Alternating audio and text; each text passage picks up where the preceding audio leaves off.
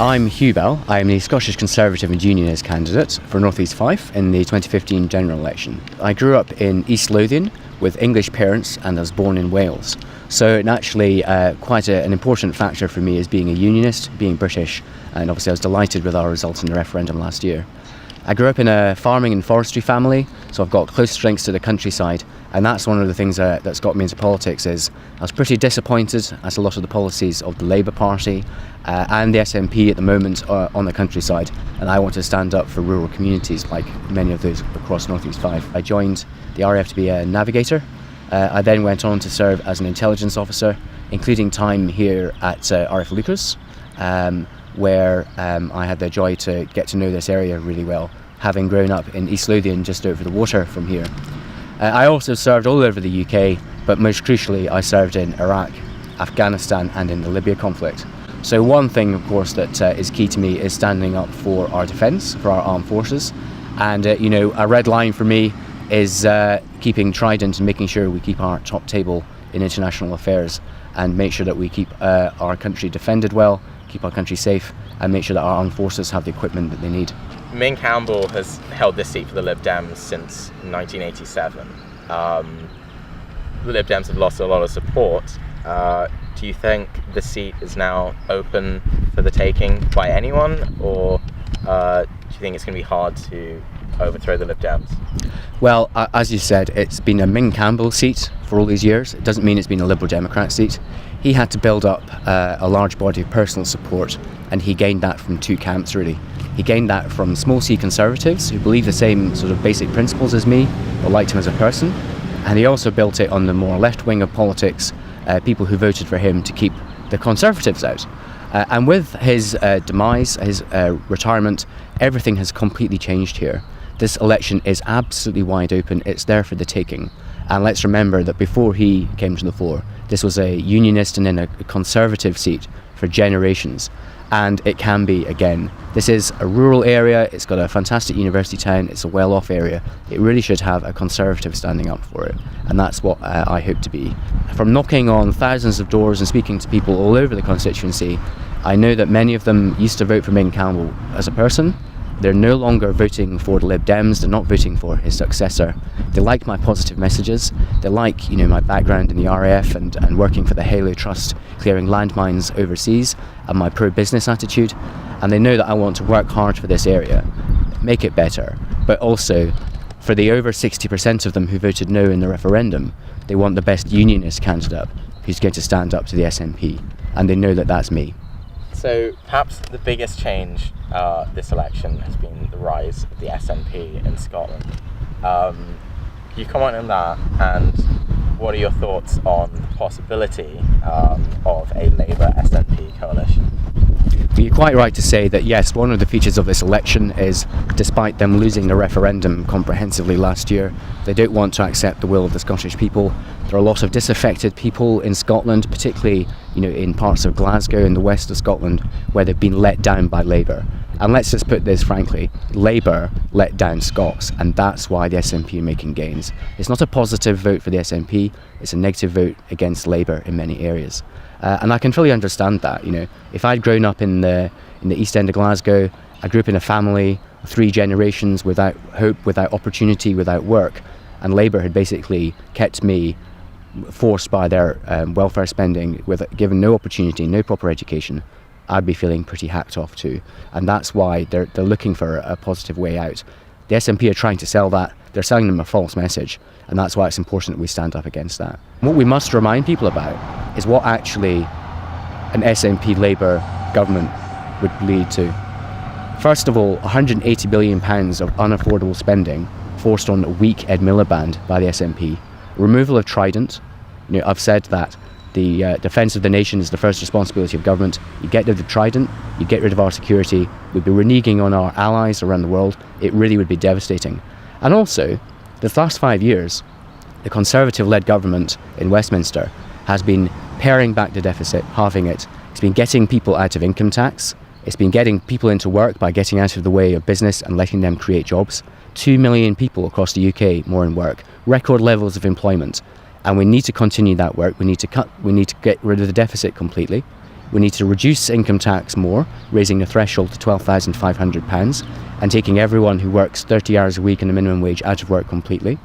And we need to sort out education to help people get the right skills to actually get on in the world of work and achieve their ambitions.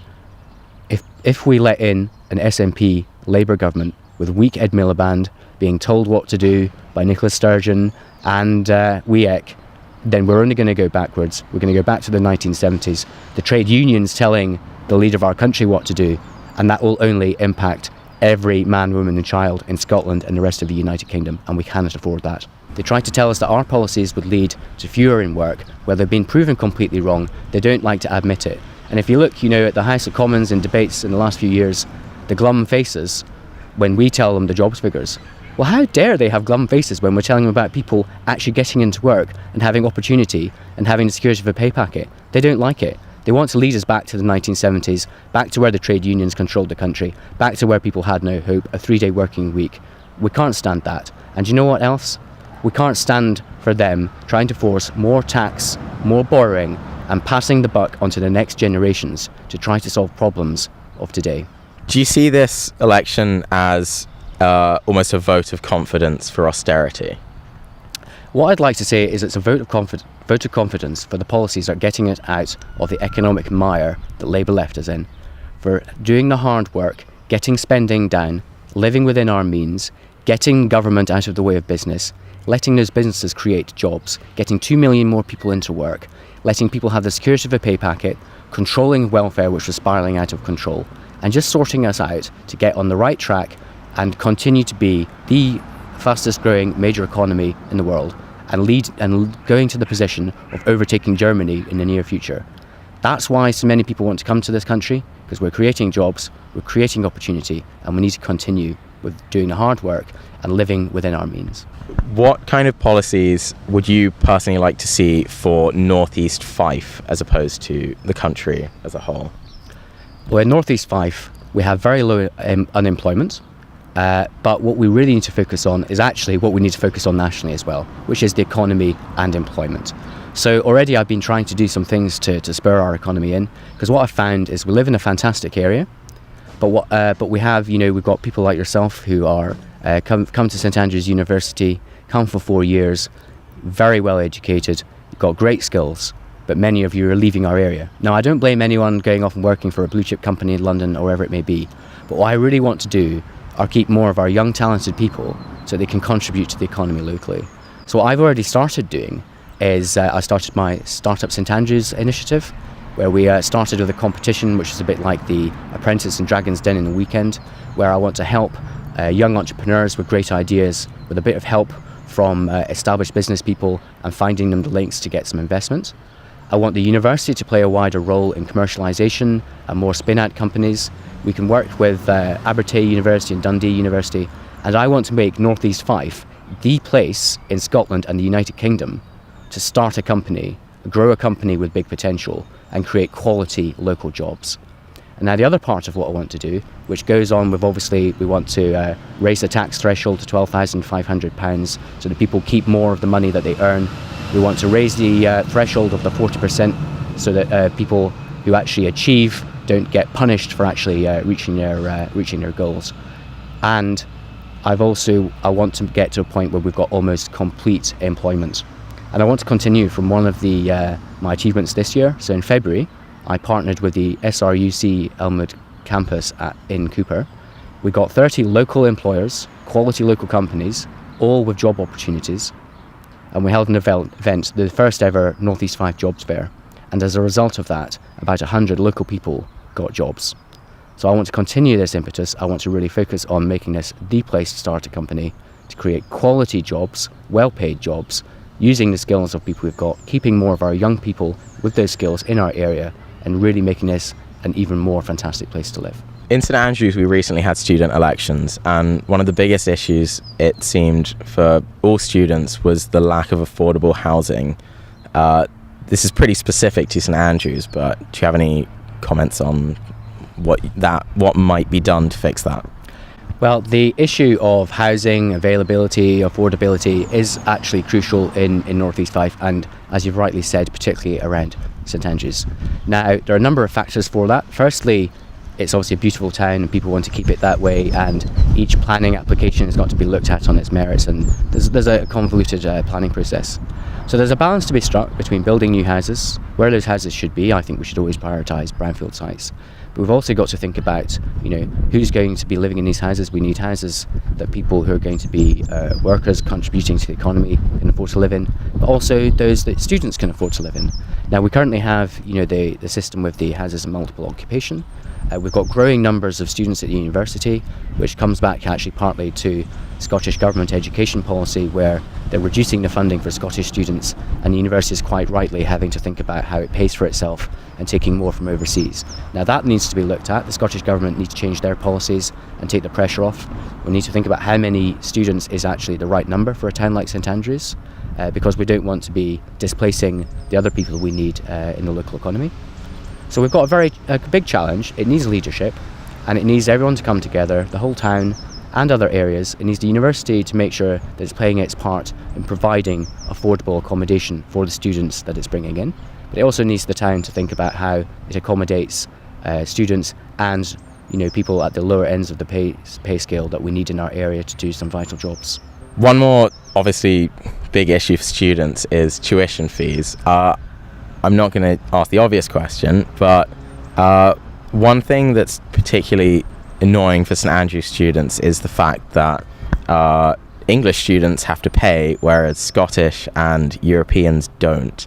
Would you like to comment on the fairness of that? Well, tuition fees are obviously quite a controversial issue. I speak as the only candidate in North East Fife in this election who paid tuition fees. I grew up in Scotland, but I went to university in England and had to pay tuition fees. Meanwhile, my friends from school who stayed in Scotland didn't. So, first of all, I paid my way through university. I also paid back my student loan when I got into work. And you know what? I'm actually quite happy with the value for money I got. So firstly, I understand what it's like. But secondly, the whole point here is about Scottish Government policy. They try to say that tuition is free. But of course, as you've said, it's not free for those from England. And the Scottish Government have got to actually examine that. Their policies are not fair. And also their policies are leading to fewer people from disadvantaged backgrounds in Scotland getting to university. Meanwhile, in England, with the current policy on tuition fees, we're actually seeing a rise in the number of children from disadvantaged backgrounds getting to university, getting that opportunity for that education. So there's a big question to be asked about what is free, who's actually going to pay for it, how do we actually find a way which is fair for everyone? And the Scottish Government have got a lot to answer for. Thank you very much. You're welcome. Thank you.